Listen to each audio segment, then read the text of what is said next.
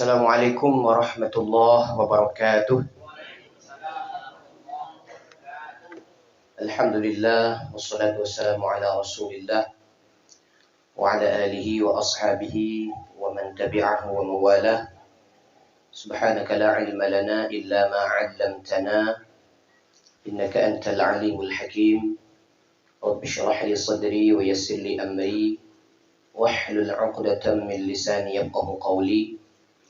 رب يسر ولا تعسر رب تمم بالخير يا فتاح يا عليم افتح لنا فتوح العارفين لا حول ولا قوة إلا بالله العلي العظيم. Bapak Ibu majelis pengajian yang saya hormati, pada malam ini kembali kita semua hadir di rumah kami ini, di majelis ini dalam keadaan sehat walafiat. Mudah-mudahan niat kita ngaji pada malam hari ini mendapatkan ganjaran pahala di sisi Allah Subhanahu wa taala. Kemudian kita kirimkan salawat kepada baginda Rasulullah sallallahu alaihi wasallam. Allahumma shalli ala sayyidina Muhammad wa ala alihi wa ashabihi ajma'in. Kita kembali mengkaji hadis dalam kitab Tuhfatul Kiram karya Syekh Hisham Kamil Hamid Musa Asy-Syafi'i Al-Azhari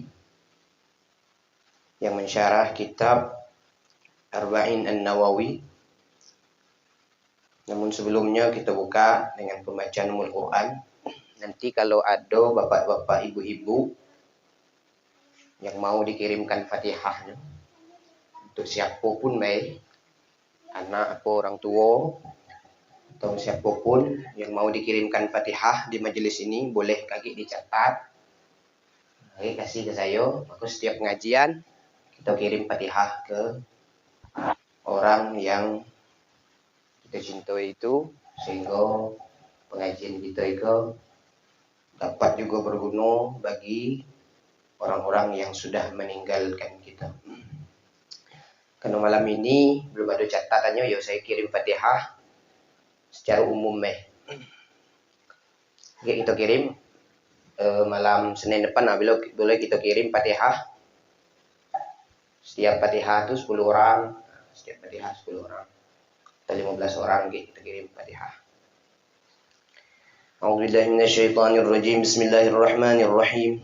Ila hadratin Nabil Mustafa Muhammadin sallallahu alaihi wasallam وآله وأزواجه وذرياته أجمعين ثم إلى أرواح آبائنا وأمهاتنا وأجدادنا وجداتنا ولأساتذتنا ولمعلمينا ولجميع المؤمنين والمؤمنات والمسلمين والمسلمات خصوصا إلى روح الشيخ عبد القادر الجيلاني وإلى روح الشيخ محمد متولي الشعراوي وإلى روح الشيخ السابق وإلى روح الشيخ محمد العلوي الملك الحسني وإلى روح الشيخ الإمام النووي وإلى روح الشيخ هشام كامل حمد موسى الشافعي الأزهري وإلى روح الشيخ حلمي بن عبد المجيد وإلى روح الشيخ سراج الدين بن محمد وإلى أصولهم وفروعهم ومحبهم وأحبائهم الأحياء منهم والأموات أينما كانوا من مشارق الأرض إلى مغاربها برها وبحرها وإلى جميع مشايخهم وسلسلة سندهم إلى رسول الله صلى الله عليه وسلم.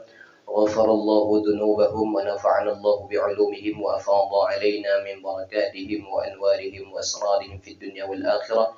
شيء لله ولهم الفاتحة. أعوذ بالله من الشيطان الرجيم. بسم الله الرحمن الرحيم. الحمد لله رب العالمين الرحمن الرحيم مالك يوم الدين إياك نعبد وإياك نستعين اهدنا الصراط المستقيم صراط الذين أنعمت عليهم غير المغضوب عليهم ولا الضالين آمين. Kemudian Fatihah kedua boleh nanti ketika saya diam, silakan disebutkan namanya masing-masing lah. Thumma ila ruhi ثم إلى أرواحي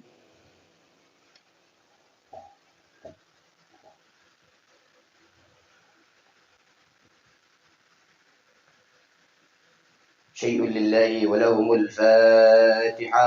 أعوذ بالله من الشيطان الرجيم. بسم الله الرحمن الرحيم. الحمد لله رب العالمين الرحمن الرحيم مالك يوم الدين إياك نعبد وإياك نستعين اهدنا الصراط المستقيم صراط الذين أنعمت عليهم غير المغضوب عليهم ولا الضالين آمين. قال المصنف رحمه الله تعالى ونفعنا بعلومه في الدارين. Kita melanjutkan kajian kita al-hadithul awal, hadis yang pertama dari hadis Arba'in An-Nawawi tentang niat. An Amiril Mu'minin Abi Hafsin Umar ibn al-Khattab radhiyallahu ta'ala anhu. Dari Amirul Mu'minin Abu Hafsin, yaitu Umar bin Khattab radhiyallahu ta'ala anhu. Kita mengkaji biografi perawi hadisnya dulu. Perawi hadisnya namanya Umar bin Khattab. Nasabuhu, nasabnya. Umar bin Khattab ini, nasab beliau ini Umar bin Al-Khattab bin Nufail bin Abdul Uzza bin Ribah bin Qirad bin Rizah bin Adi. Nah, itu nasabnya. Kemudian yang kedua, kunyatuhu, gelar dari anaknya atau gelar dari yang lainnya. Beliau ini punya kunyah namanya Abu Hafsin, yaitu Bapak Hafsin. Di sini ada dua makna. Bahwa makna Abu Hafsin ini beliau punya anak juga namanya Hafsah. Jadi gara-gara beliau ini punya anak namanya Hafsah, jadi terbantahkan pendapat yang mengatakan bahwa Umar ini pernah membunuh anak perempuannya ketika kecil. Karena kan pernah digembar-gemborkan bahwa kalau Umar tuh lagi kecil tuh, anaknya yang baru lahir kalau perempuan itu dibunuh, dikubur hidup-hidup. Nah, nyatanya bukan. Dari mana buktinya? Bahwa Sayyidina Umar punya anak perempuan namanya Hafsah, dan Hafsah itu dinikahkan oleh Umar dengan Rasulullah Shallallahu Alaihi Wasallam. Yang kedua, makna Hafsin ini adalah waladul asad, anak singa. Karena memang Sayyidina Umar ini orang juga ram. Makanya dulu pernah orang umumkan bahwa Rasulullah itu meninggal.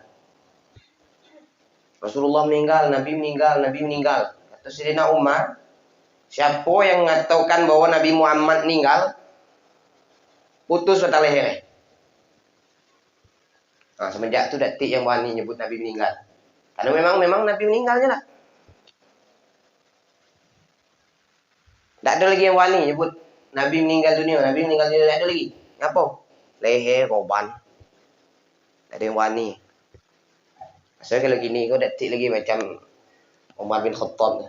Kalau ada, kena tangkap lagi. Tidak ada bahas batang leher, tak? Kunnahu biha Rasulullah SAW. Kunyah ini, gelar ini diberikan oleh Rasulullah SAW. Yang ketiga, laqabuhu. Nah, ini gelar yang diberikan karena ada keistimewaan oleh ada pada Umar. Apa laqabnya? Al-Faruq. Apa makna Al-Faruq itu? Pembeda. Kalau Sayyidina Umar ini ketika masuk Islam memang betul-betul beda. Bisa membedakan antara yang hak, yang batil, yang benar, yang salah, itu bisa dibedakan.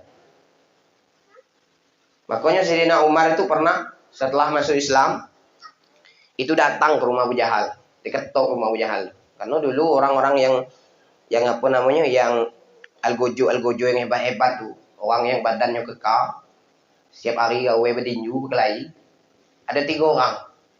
Pertama Umar bin Khattab, yang kedua Umar bin Hisham atau Abu Jahal, yang ketiga Hamzah paman Nabi. Nah, ini orang yang ditakuti di Mekah. Sayyidina Umar dengan Sayyidina Hamzah masuk Islam. Abu Jahal tidak masuk Islam. Nah, Umar bin Khattab datang ke rumah Abu Jahal, ngetok rumah Abu Jahal. Abu Jahal, kau tahu aku lah masuk Islam. Nah, jadi kau jangan macam-macam dengan Muhammad. Jangan macam-macam dengan Rasulullah. Itu Sayyidina Umar. Kemudian yang keempat Ummuhu, ibunya. Ibunya namanya Hantamah bin Hisham bin Al-Mughirah. Kemudian yang kelima Mauliduhu. Kapan beliau ini dilahirkan? Wulida bi Makkah ba'da amil fil. Beliau ini dilahirkan di Mekah setelah tahun gajah. Tahun gajah itu Nabi lahir 571 Masehi. Nah, setelah tahun gajah berapa tahun?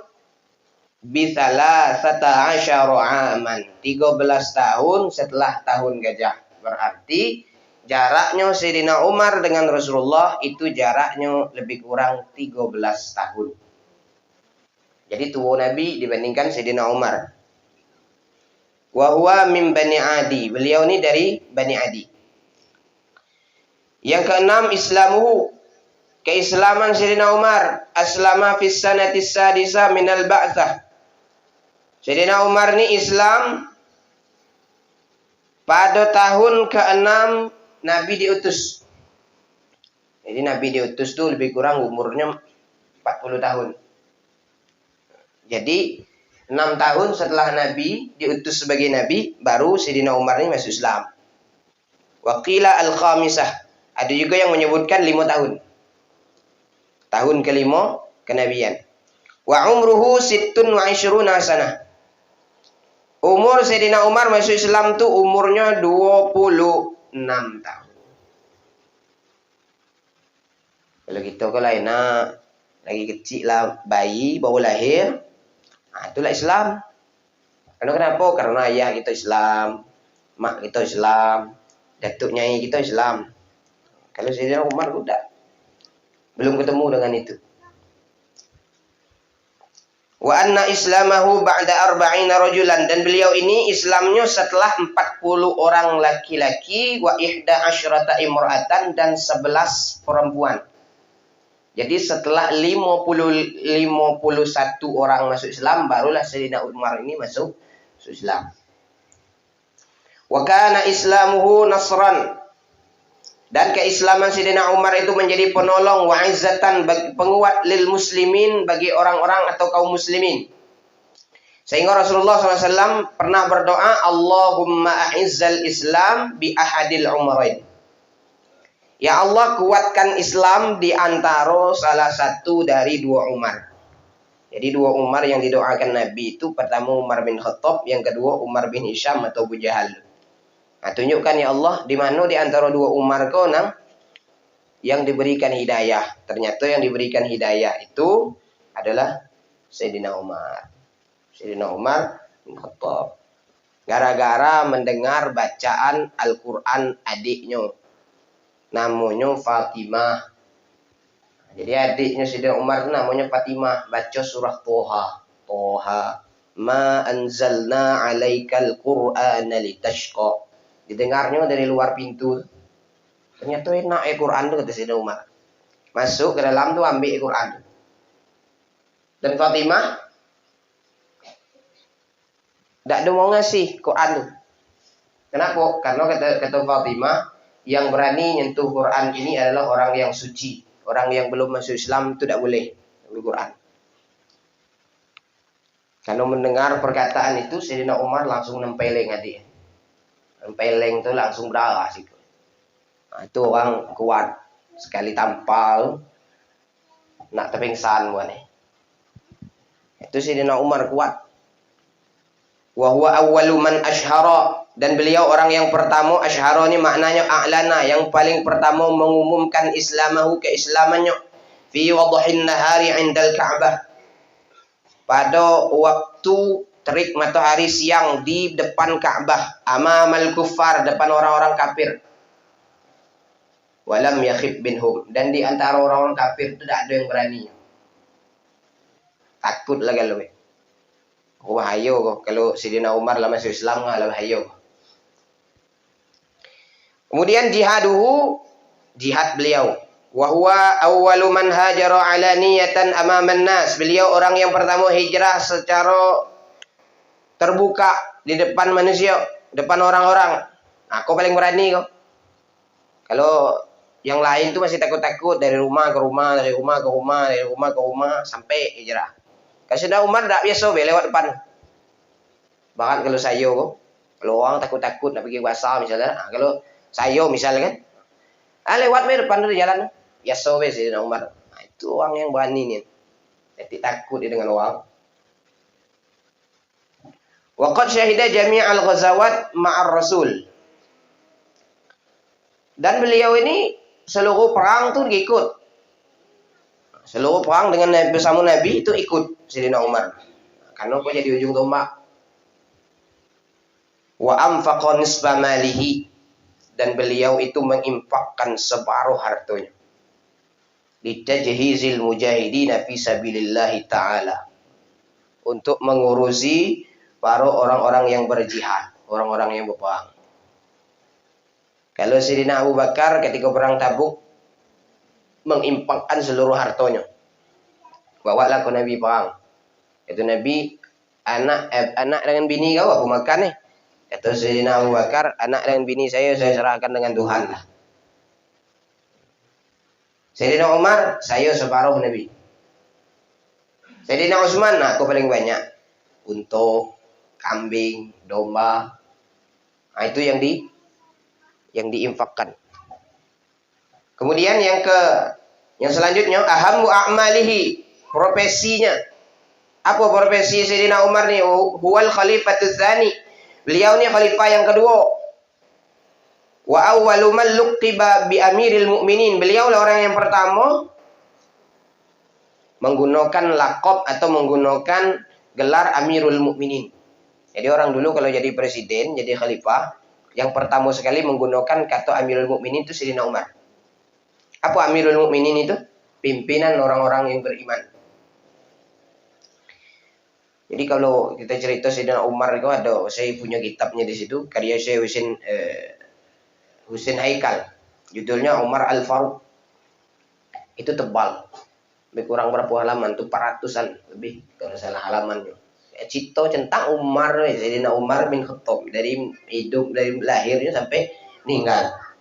Itu cerita Sayyidina Umar nih. Karena banyak memang yang dilakukan Sayyidina Umar nih. Kemudian wa awwalu man ansya'ar syurdah. Beliau inilah orang yang pertama membuat kemiliteran, kepolisian. Nah, jadi kalau kita cerita kepolisian gini tuh, zaman Sayyidina Umar itu sudah dibuat.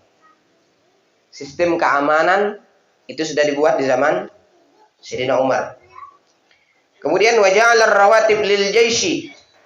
Kemudian beliau ini orang yang pertama membuat gaji bagi negara. Kalau gini kan lah banyak gaji DPR, gubernur, bupati, presiden kan, menteri, kepala bagian, kepala subbagian, macam-macam. Zaman Khalifah Umar itu sudah dibuat yang namanya gaji negara. Memang digaji Sayyidina Umar itu. Memang digaji para pejabat-pejabatnya. Kemudian wa awwalu man katabat tarikh al-hijri. Beliaulah yang pertama sekali membuat kalender Hijriah. Itu Sayyidina Umar. Jadi kalender-kalender yang kita ada kok, tanggal 1 Ramadan, 2 Ramadan, 3 Ramadan, 1 Muharram, 10 Muharram, 12 Rabiul Awal, 27 Rajab tahun. Nah, itu pertama sekali yang muat itu Sayyidina Umar. Aku kita terima kasih. Kalau ada tuh payah juga kita nak nengok kalender Arab, kalender Hijriah. Kemudian wa awwalu man ansya'at diwan wal waqaf. Beliau ini juga orang yang pertama membentuk dewan wakaf. Kalau gini kan lah ada banyak dewan wakaf. Wa fi ahdihi futihat biladis Syam. Dan pada masa Sayyidina Umar ini dibukalah negeri Syam. Wa bana aktsara min alfi masjidin. Dan beliau ini banyak bangun masjid. Berapa yang dibangun Sayyidina Umar masjid? Alfu masjidin, 1000 masjid. Jadi pada zaman Khalifah Umar inilah masjid banyak. Kalau kita tiap dusun tu ada 6, ada 7, ada 5. Musola langgar masjid pula namanya. Cuman kita nyebut langgar karena tidak ada dipakai untuk sembahyang Jumat.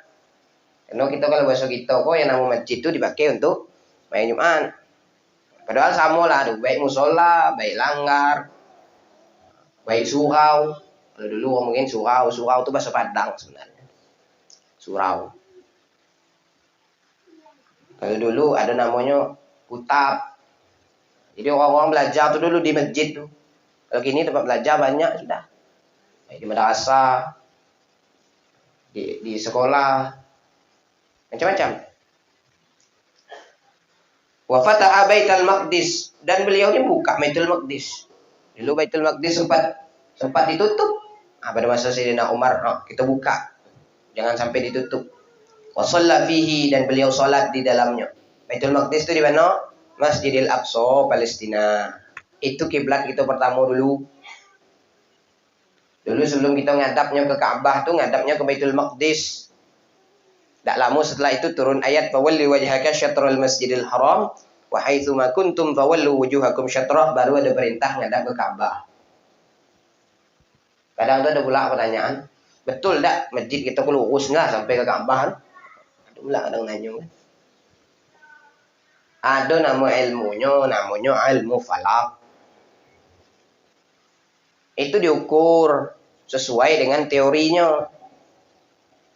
Kalau kita masuk ragu, misalnya ragu dengan kiblat kita, kok pasang betali dari langgar kok ke Ka'bah. Kira-kira lurus tak? Kalau tak lurus, baru kita lurusi. Masa-masa sekabupaten kalau masang tali, tak ada sampai ke Mekah. Dan zaman kini itulah canggih, pakai Google Earth, pakai Google Maps, macam-macam.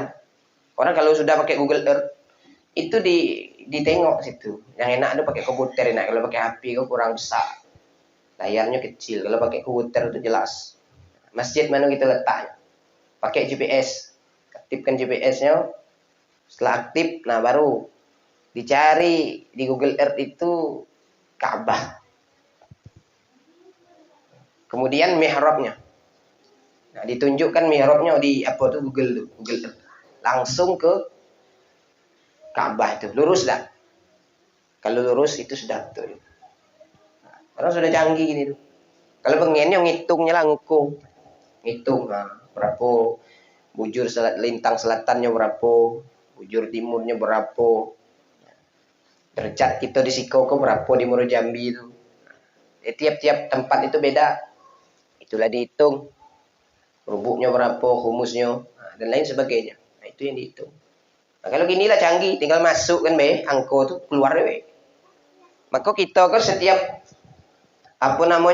setiap Ramadan tuh ada jadwal imsak. Siapa lagi entah ada siapa ada jadwal imsak. Itu pakai ilmu hisab namanya, ilmu hitung. Jadi matematika tuh butuh juga dalam Islam tuh. Contohnya untuk apa? Untuk menghitung waktu sholat hari Senin tanggal 12 bulan Januari tahun 2022, waktu zuhur jam 12:15. Itu dihitung. Asarnya jam 3:30 misalnya. Itu dihitung. Nah, zaman Sayyidina Umar, nah itu sudah dipakai ilmu itu. Penetapan kalender hijrinya itu. Kalender hijriyah tadi. Wa fataha biladil Fars, dan beliau membuka negeri Al-Fars. Wa qad tazawwaja an-nabi ibnatahu as-sayyidah Hafsah radhiyallahu anha. Ini saya ceritakan tadi. Nabi menikahi anak Sayyidina Umar namanya Sayyidah Hafsah radhiyallahu anha. Wa tazawwaja Umar bin Khattab Umma Kalsum. Dan Umar bin Khattab menikahi Ummu Kalsum. Siapa Ummu Kalsum itu? Binti Ali bin Abi Thalib, anaknya Sayyidina Ali. Jadi Sayyidina Ali itu punya anak, ada namanya Hasan, ada namanya Husain, ada namanya Ummu Kalsum. Dan Ummu Kalsum ini dinikahi oleh Sayyidina Umar. Hatta yattasila nasabahu binasabi Rasulillah, sehingga sampailah nasab beliau kepada nasab Rasulullah melalui jalur istrinya, melalui jalur Sayyidina Ali, Fatimah sampai kepada Rasulullah. Kemudian sifatuhu, sifatnya, karena syadidan fil haqqi, beliau ini keras dalam masalah yang hak, beliau keras. Kalau kata dia benar, benar. Kalau dia jangan, jangan. Nah, itu Sayyidina Umar. Sehingga apa? Luqiba bil Faruq, sehingga beliau ini digelari dengan Al Faruq li tafriqihi bainal haqqi wal batil, karena dia bisa membedakan antara yang hak dan batil. Itu paling gentol masalah itu. Taqiyan, beliau ni orangnya bertakwa, yakhafullah, beliau ni orangnya takut pada Allah, wa yataharra al-halal, menjaga yang halal. Adilan fi kulli syai'in, adil dalam segala sesuatu. Yas'a li nusratil mazlum, berusaha untuk menolong orang-orang yang zalim. Siapa yang zalim? Dulu ada orang Yahudi. Orang Yahudi kok di daerah Syam kalau salah. Ada seorang gubernur namanya Amr bin As. Amr bin As nih mau buat masjid. Buat masjid itu karena ada di situ tanah orang Yahudi, masih ada gubuknya, masih ada rumahnya. Dirubuh rumahnya. Mangis orang Yahudi ini, ngapa rumah saya dirubuhkan? Rumah kamu ini mau kami jadikan tempat ibadah kami, masjid. Tak bisa, itu rumah saya. Ngapa kau ambil? Kata orang Yahudi, kata Amr bin As. Sudahlah, saya ganti rugi. Kata Amr bin As. Macam mana Pak? Nak ganti rugi tidak? Walaupun tak diganti, tetap rugi juga. Kamu ganti rugi. Walaupun diganti, tetap rugi. Akhirnya apa? Tak sanggup dia. Karena kau gubernur. Yang dilawan kau gubernur. Kata dia berpikir, kau gubernur kau. Ada lagi yang lebih tinggi. Ada khalifah. Khalifah kau Sayyidina Umar. Datang ke Madinah. Ngadu. Sampai di sana ketemu dengan orang yang lagi duduk-duduk di batang pohon. Bapak kenal dengan Sayyidina Umar? Kenal. Siapa al-guju-nya? Al-guju-nya anak-anak kecil, orang-orang tua-tua jompo, orang-orang yang du'afa, orang-orang yang lemah. Di mana Sayyidina Umar tuh? Orangnya di depan kaula. Ternyata yang ditanya itu Sayyidina Umar. Ada apa kau nyari Sayyidina Umar?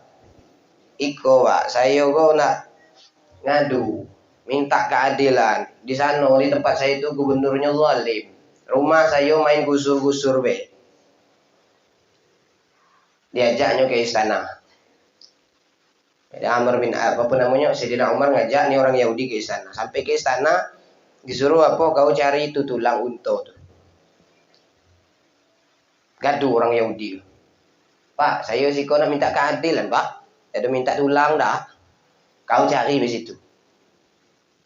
Cari tulang. Ambil tulang. Digaris lurus pakai pedang. Tulang. Kau bawa kasih Amr bin As. Bagi ke dia. Tambah bingung. Orang si kau minta keadilan. Malah balik dia bagi bawa tu. Suruh bawa tulang. Bawa balik. Sampai ke depan Amr bin As. Saya baru dari Madinah. Kamu dari Madinah, jalan kaki? Yo, jalan kaki. Ngapain kamu ke Madinah? Saya mau minta keadilan di hadapan khalifah. Ketemu dengan khalifah? Ketemu. Apa yang dibaginya? Kau tulang. Nengok tulang tu, gemetar tangannya. Langsung, proyek tak jadi. Berhenti proyek. Sudah, jangan lagi dilanjutkan. Kata Amr bin As. Tambah bingung kau orang Yahudi. Apa pula nengok tulang pada aku.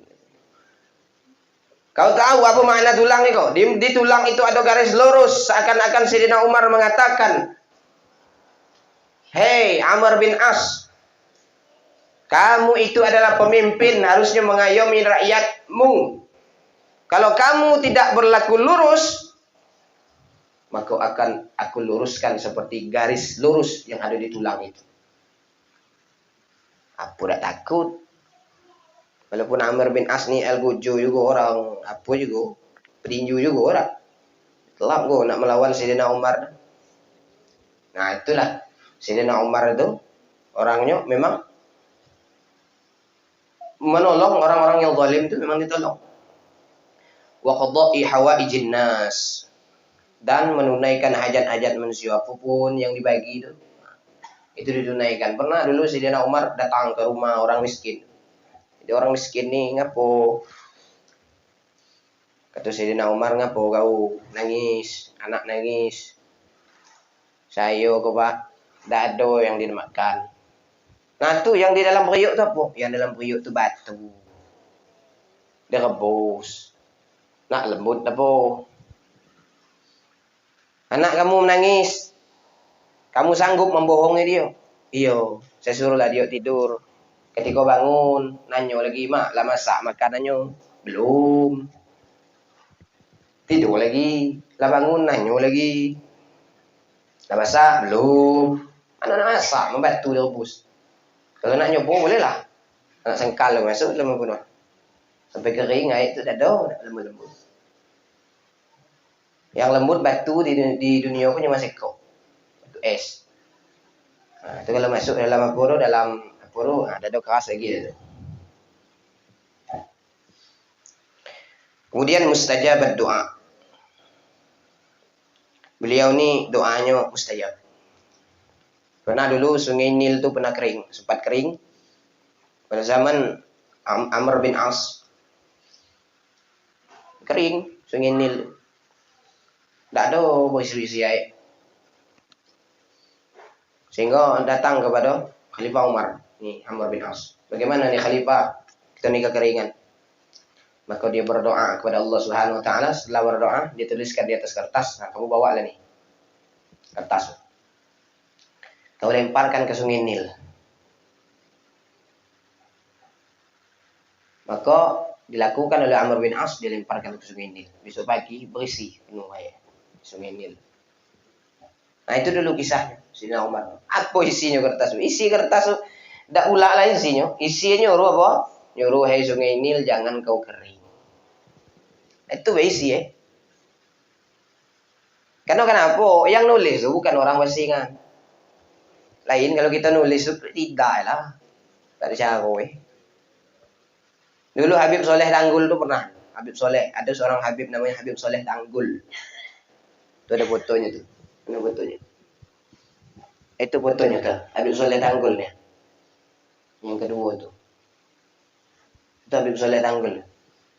Habib Soleh Tanggul dulu. Tempat beliau ni nama daerahnya namanya Tanggul. Maka beliau ni namanya Habib Soleh Tanggul karena tinggalnya di Tanggul. Dulu ada penyakit macam corona pula penyakit. Cuman lebih naas daripada corona. Apa? Kalau orang paginya kena, sore langsung mati. Kalau orang sorenya kena, pagi langsung mati. Nah, itu penyakit menularnya. Itu menular. Kalau seorang kena waktu-waktu kena. Siapa yang megang dia itu nyengkit.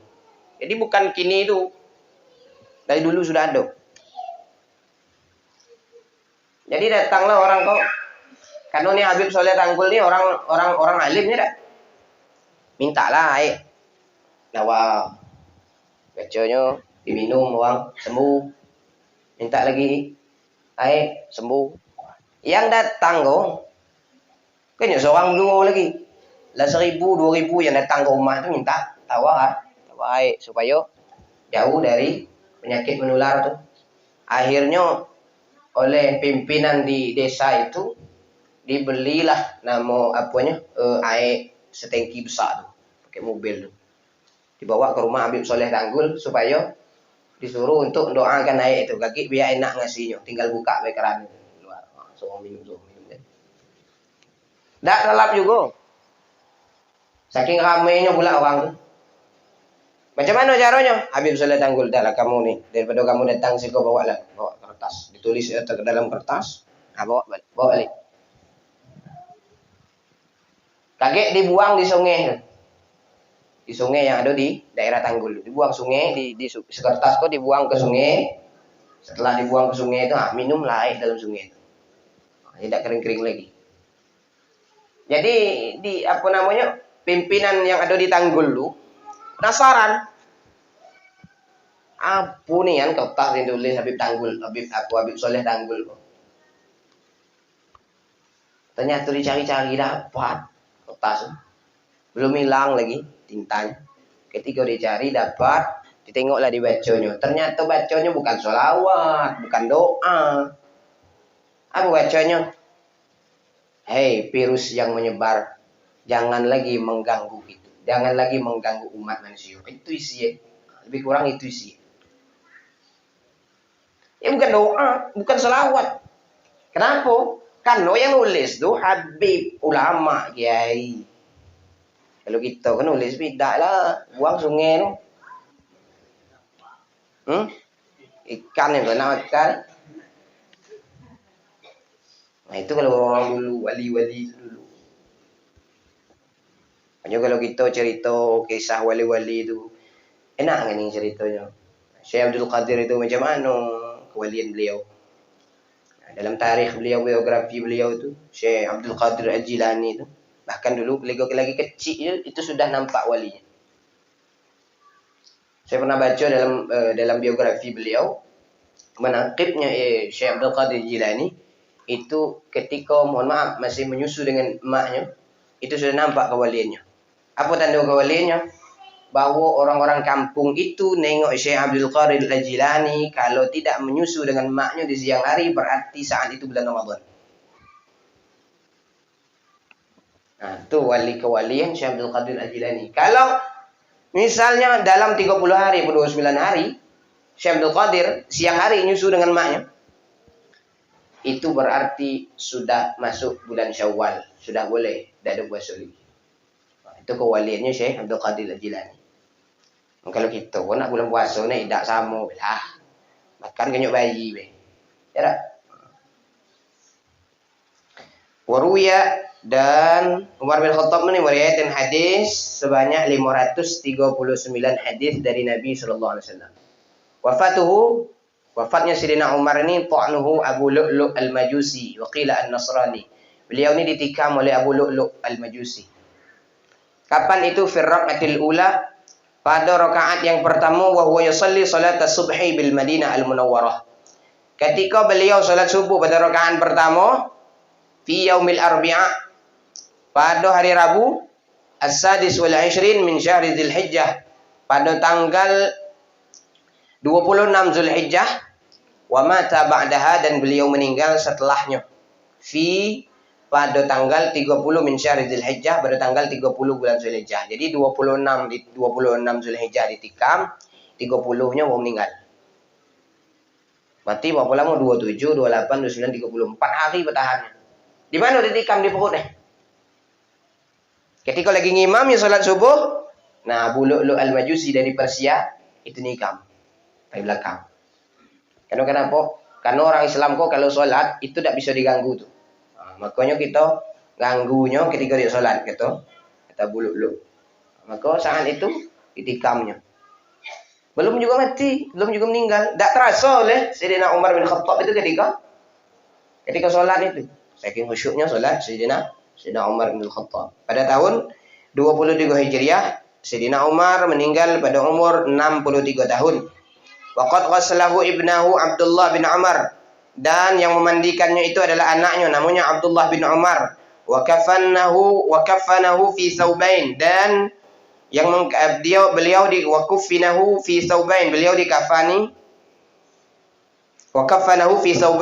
dikafani pada dengan dua pakaian. Wa shalla alaihi Suhaib Ar-Rumi, dan beliau disalatkan, yang jadi imam adalah Suhaib Ar-Rumi. Wa dufina bil hujratin nabawi asy-syarifah, beliau dikuburkan atau dimakamkan di hujrah. Hujrah ni dekat kamar atau kuburan Nabi, samping kuburan Nabi. Bijiwari Rasulullah SAW, di samping kuburan Rasulullah wa Abi Bakar Siddiq, dan di samping Abu Bakar Siddiq. Jadi kalau kita sudah berangkat umrah, datanglah ke Raudhah. Nah, Raudhah itu bainal mimbarin Nabi wal qabrin Nabi. Antara mimbar Nabi dan kuburan Nabi itu namanya Raudhah. Taman Raudhah namanya. Jadi kalau kita Taman Raudhah itu kalau kita berdoa, itu doanya mustajab. Cuman doanya doa yang elok. Sebab dulu ada guru saya pernah cerita, katanya ada orang datang sana, bukan Raudhahnya tapi Jabal Rahmah. Jabal Rahmah itu apa namanya, doanya mustajab juga. Kalau kita berdoa mustajab juga tempatnya. Guru saya tuh udah doa, bini amin, amin, amin, amin, oh kuat amin. Bini tadi kan orang angkat dulu lagi bini ya tak? Balik umroh, seminggu sudah tu laki nikah pula. Mama bini, ngapu bang kamu nikah lagi? Salah kau lah, dulu aku nikah apa doa Jabal Rahmah tu kau buat yang amin ni, kata dia.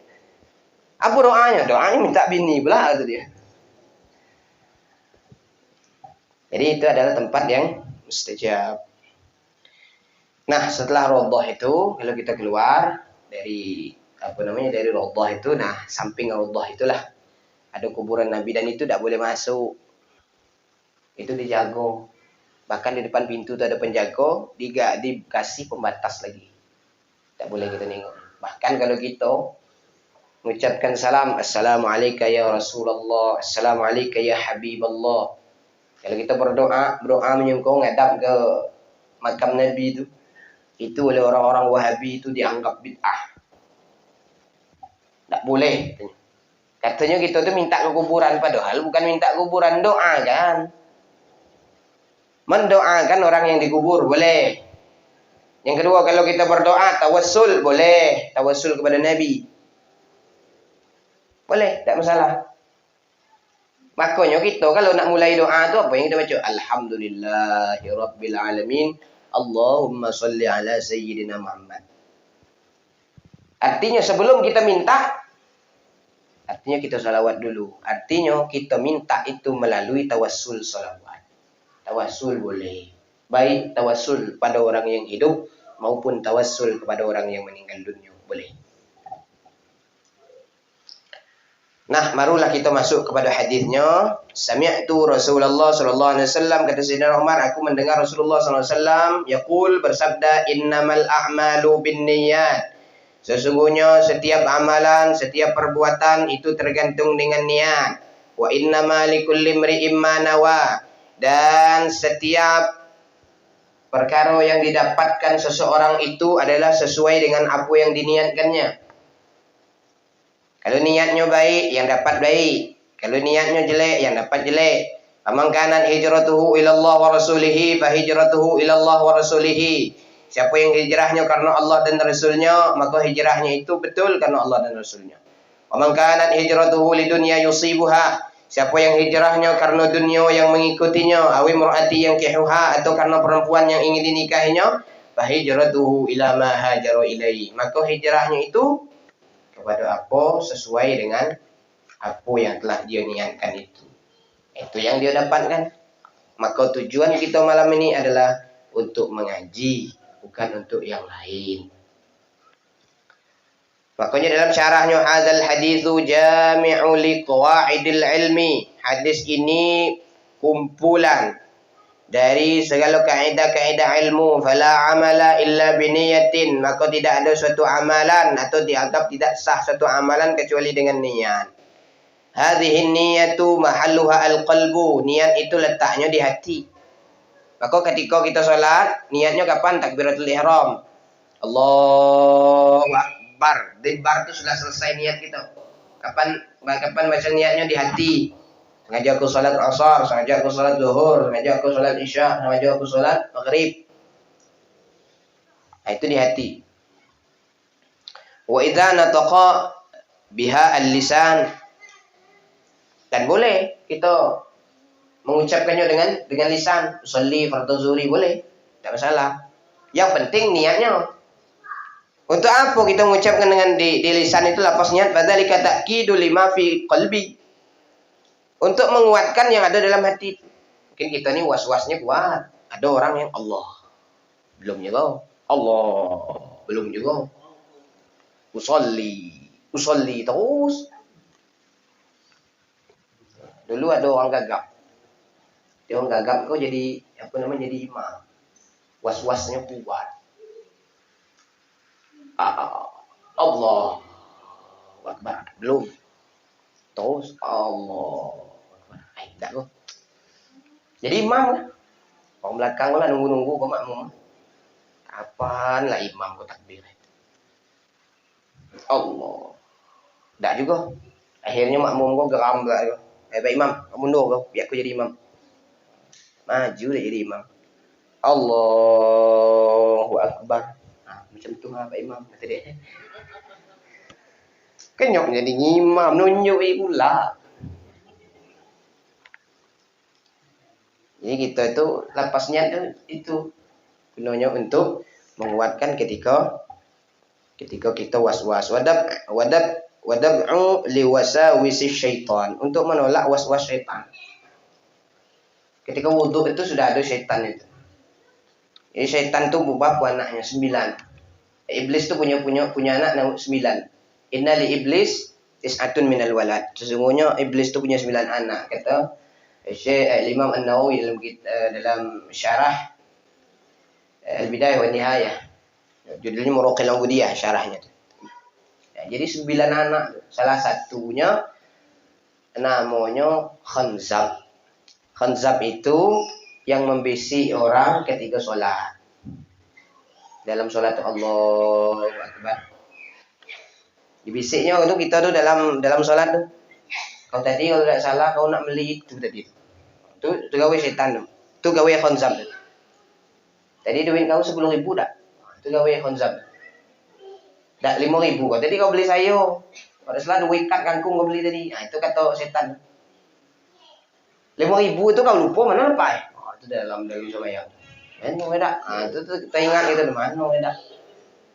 5.000 apa dalam lemari? Apa dibawa apa di dalam WC kau lupa tadi? Apa ketika nyuci tadi? Sami Allah liman hamidah. Dalam lemari je lah kau. Allahu Akbar. Ayo, apa dalam kantong dalam WC tercuci tak? Apa dalam mesin cuci tadi? Itu dalam hati tu ngomong lah. Cakap lah. Assalamualaikum warahmatullahi. Assalamualaikum warahmatullahi. Oh iya, kau ingat kau bantal kena Gawe Khanzab dari awal sampai akhir. Ingat ya, Khanzab. Kalau kita sebelum sembahyang tu bolehlah kita baca qul a'udzu birabbin nas, malikin nas, ilahin nas, min syarril waswasil khannas. Minta berlindung dengan Tuhan supaya dijauhi dari waswas. Sebut ini, Khanzab, kau jangan ganggu sembahyang. Kau lagi sembahyang, kau lagi sana. Ya, karena memang iblis, syaitan itu ketika azan tu lari. Allahu Akbar. Itu lari terberit-berit sampai terkentut. Itu dalam riwayatnya. Iblis. Kaki sudah azan balik lagi. Iqamah lari lagi. Sudah iqamah balik lagi. Di situ mulai. An-niyatu hiya allati tadullu 'ala al-ikhlas aw ghairi. Dan niat itu menunjukkan keikhlasan. Itu kalau niat itu insyaallah lah ikhlas. Kalau kita ada niat, makanya kita kalau nak apapun sedekah, niat. Supaya apa? Supaya sedekah itu diterima. Yang kedua, supaya ikhlas. Kalau sedekah tidak ada niat, pahala tidak dapat, bisa jadi tidak ikhlas. Makanya dengan ada niat itu menandakan bahwa sesuatu itu bisa ikhlas. Wahiyal lati taj'alul 'adah ibadatun. Dan dengan niat itu bisa menjadikan adat sebagai ibadah. Asalnya adat kan. Kalau kita niatnya niat baik, jadi ibadah. Kebiasaan kita apa sehari-hari? Bagi ibu masak. Itu kebiasaannya sehari-hari itu. Jadi adatnya. Nah, jadi kebiasaan. Tapi kita niat, apa niatnya? Niat saya masak itu untuk ibadah. Maka jadi ibadah. Mengingat tidak diiringi dengan mutu. Enak lauk Pak, enak. Memang kurang pedas sedikit. Makan lah nak dulu. untuk menguasai. Fanahnu masalan, dan kami ini memberikan contoh idza kanal, contoh daripada niat ini, idza kanal jawi haran, idza kanal jawu haran, apabila cuaca panas, fi yaumil jum'ah, pada hari Jumat. Kalau di hari Jumat ada cuaca panas, fanaghtasilu bi niyati salatil jum'ah, kemudian kami mandi dengan niat untuk melaksanakan salat Jumat. Mandi tapi niatnya untuk sembahyang Jumat.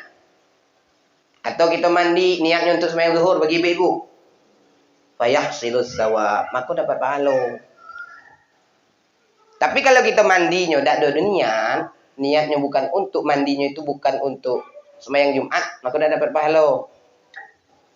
Wa yahsulut tanzib wa tabrid.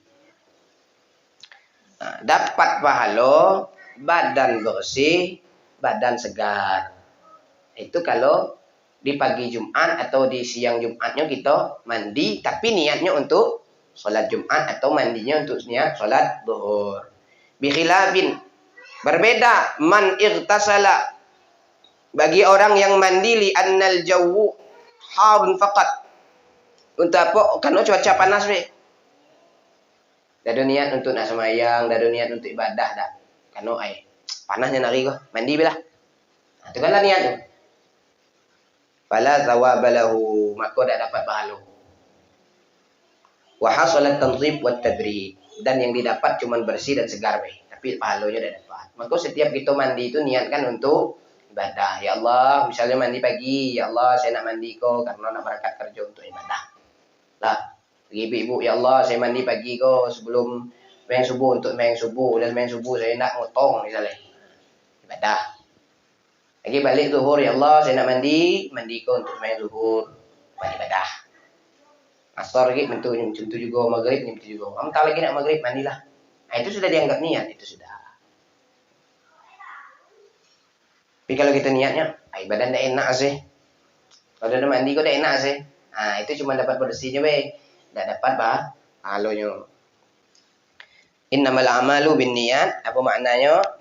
Bima yaqsudul insan, apa yang ditujukan oleh manusia. Fala ajrun illa biniyatin, fala ajra illa biniyatin, tidak dapat pahala kecuali dengan niat. Wa bunyatukum tarzukun, yang kamu bangun itulah yang didapatkan. Wa innama likulli imri'in ma nawa, dan setiap perkara yang didapat oleh seseorang itu adalah sesuai dengan apa yang telah diniatkan. Apa maknanya? Yusabul insan biniyatihi, balasan kepada seorang manusia dengan niatnya. In khairan fa khairun wa aw syarran fa syarrun, kalau baik ya dapat baik, kalau jelek dapat jelek. Fa idza nawa khairan, itu keistimewaan kita umat Nabi Muhammad. Fa idza nawa khairan, kalau seseorang itu berniat baik, walam yaf'al, tapi tidak dapat dikerjakan, belum sempat mengerjakannya atau tidak dikerjakannya, asabahullahu ta'ala, maka Allah akan balas dia. Dapat pahala kita. Kita niat ngaji malam kok, tidak sempat datang, maka kita sudah dicatat pahala. Cuma dengan niat terus. Niat sedekah. Tiba-tiba pas nak sedekah, awak nak guna duit, maka pahala sedekahnya dapat. Karena ni niat. Tapi kalau kita sedekah tak ada niat, maka yang didapatkan cuma ngasih orang tapi tidak dapat pahala. Karena tidak ada niat. Karena kenapa? Min fadlihi li niyatihi salihah, karena keutamaan niatnya yang baik. Wa idza hamma bisayyi'atin, kalau terbersit di hati seseorang itu untuk melakukan kejahatan, lah berniat nak jelek, walam yaf'alha, tetapi dia belum sempat melakukannya atau tidak melakukannya, muqafatullahi ta'ala, karena takut kepada Allah, jazahu anha as-thawabul azim, maka dia juga dapat pahala yang besar karena tidak melakukan perbuatan yang jelek, tapi walaupun dia berniat jelek.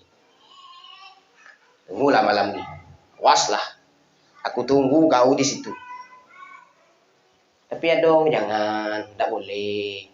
Maka Tuhan lagi takut, tak jadi. Itu itulah dapat pahala. Cuma ingat niat me. Kalau lah awas malam gagi, langsung lah malam gini ninju ganti itu dah dapat lagi pahala. Malah dosa pula dah dapat.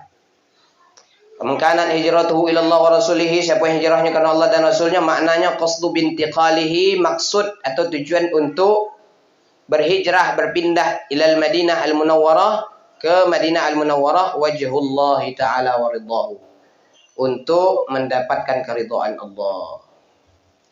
Fa hijratuhu ila Allah wa rasulih, maka hijrahnya karena Allah dan Rasulnya, maknanya qubilat minhu, diterima hijrahnya, diterima niatnya, lisidqi niyatihi, karena ketulusan kebenaran niatnya, wa amalihi salih, dan amalnya yang saleh.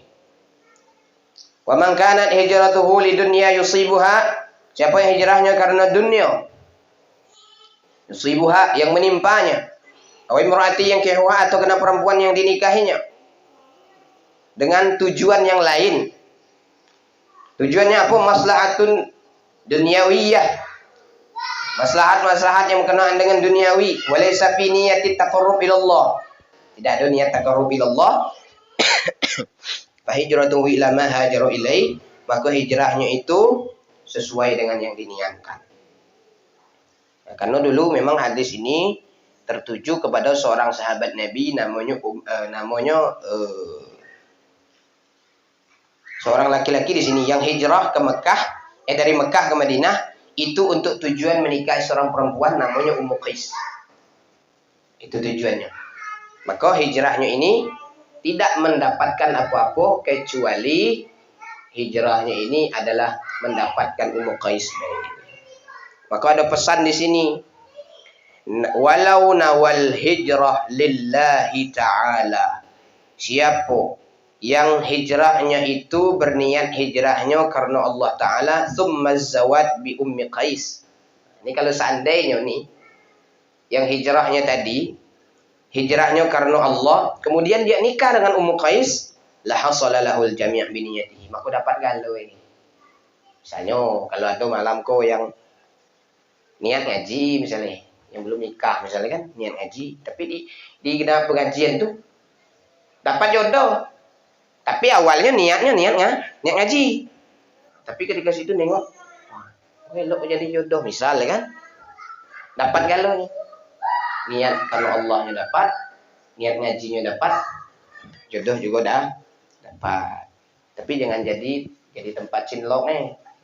Bukan tempat cinlok ya. Faidahnya apa? Mus'ab bin Umair awwalu muhajir min Makkah ila Madinah. Mus'ab bin Umair itu orang yang pertama hijrah dari Makkah ke Madinah. Wa akhiru muhajir huwa Al-Abbas ammun Nabi sallallahu alaihi wasallam. Dan yang akhir berhijrah yaitu Abbas, yaitu paman Nabi sallallahu alaihi wasallam, dari Makkah ke Madinah qabla fathi Makkah. Pada sebelum Fathu Makkah. Fathu Makkah itu tahun 8 Hijriah.